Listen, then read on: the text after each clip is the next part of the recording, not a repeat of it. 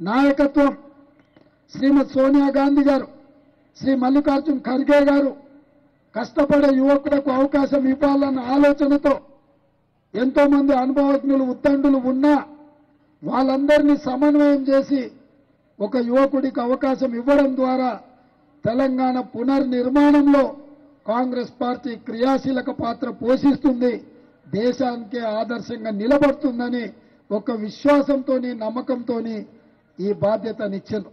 అందుకే ఈరోజు మా వేదిక మీద ఉన్న మంత్రులు పెద్దలు శ్రీధర్ బాబు గారు, పొన్నం ప్రభాకర్ గారు, మా శాసనసభ్యులు అందరం కూడా కఠోరమైన దీక్షతోటి ఈ తెలంగాణను దేశానికే ఆదర్శంగా నిలబెట్టే రాష్ట్రంగా తీర్చిదిద్దే పనిలో భాగంగా రోజుకు 18 గంటలు కష్టపడాలి అని చెప్పి ఈరోజు మేము ప్రయత్నం చేస్తున్నాం.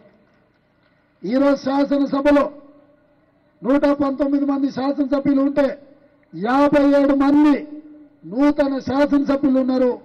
64 మంది కాంగ్రెస్ పార్టీలో గెలిస్తే 37 మంది మొదటిసారి ఎమ్మెల్యేలుగా ఎన్నికైన వాళ్ళు ఉన్నారు.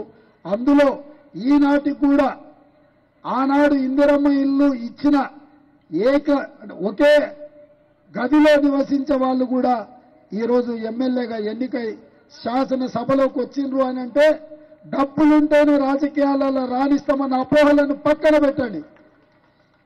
ప్రజల మధ్యలకు వెళ్ళండి, ప్రజల సమస్యలు తెలుసుకోండి, ఆ సమస్యల పరిష్కారం కోసం పనిచేయండి. తప్పకుండా వస్తాయి.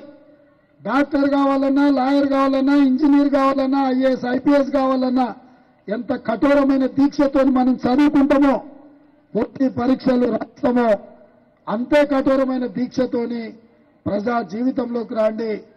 ఎందుకంటే ఈ దేశం మనది, ఈ దేశాన్ని నిర్మించుకోవాల్సిన బాధ్యత మనది. మనం పాలకులం కాదు, మనం సేవకులం. ఈ ప్రజలకు నాణ్యమైన సేవలను అందించాల్సిన బాధ్యత మన ప్రజా ప్రతినిధుల మీద ఉన్నది.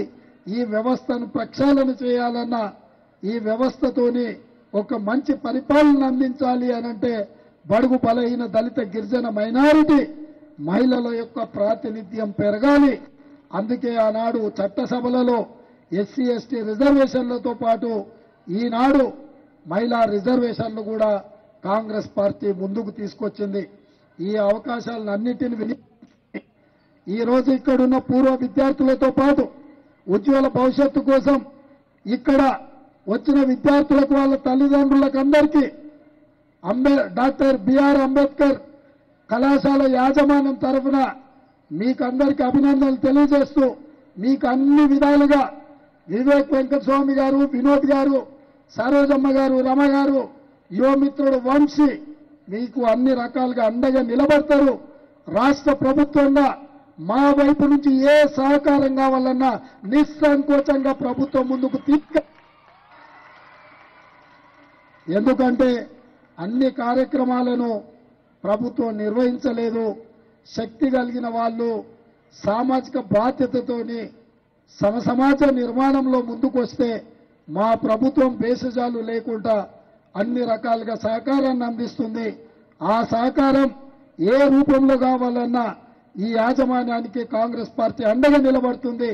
దేశంలో గాంధీ కుటుంబం కాంగ్రెస్ పార్టీకి ఎట్లా ఆదర్శమో తెలంగాణ రాష్ట్రంలో కాకా వెంకటస్వామి గారి కుటుంబం కూడా ఈ కాంగ్రెస్ పార్టీకి అండగా ఉంటుంది, అండగా ఉండాలి. మనందరం కలిసి ఈ రాష్ట్ర నిర్మాణంలో ముందుకు సాగాలని తెలియజేస్తూ మీ అందరి దగ్గర సెలవు తీసుకుంటున్న మిత్రులారా.